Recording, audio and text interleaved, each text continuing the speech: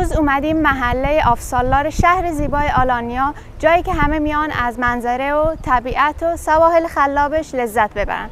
اومدیم یه آپارتمان دوبلکس اکسکلوسیو برای شما معرفی کنیم. اگه حاضرین بریم با هم بریم.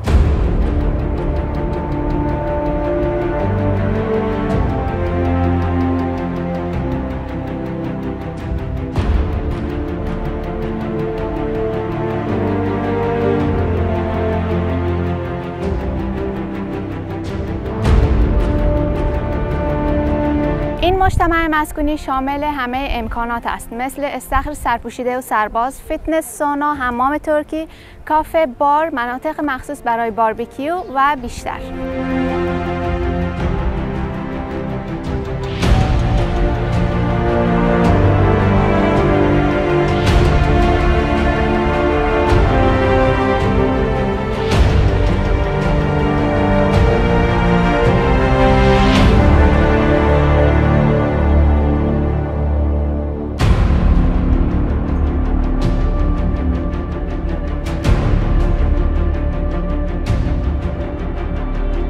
این یه آپارتمان دوبلکس دو جمعیه که با مساحت کلی 110 متر مربع شامل یک اتاق نشیمن، آشپزخونه اوپن، یک سرویس و بالکنی در طبقه اول.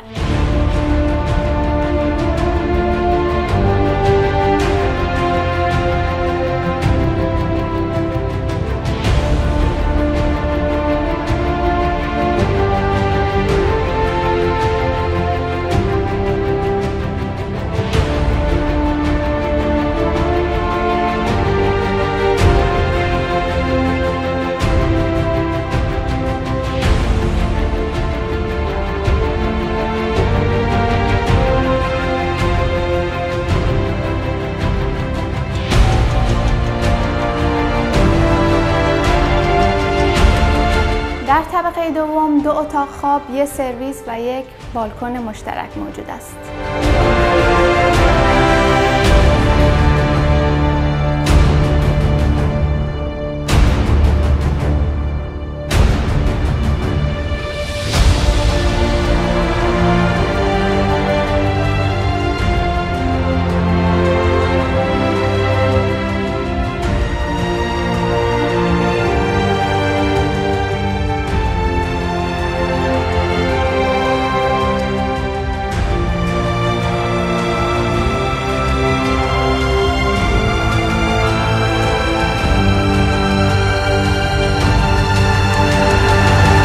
این آپارتمان با تمام وسایل فروخته میشه. برای اطلاعات بیشتر با ما تماس بگیرید.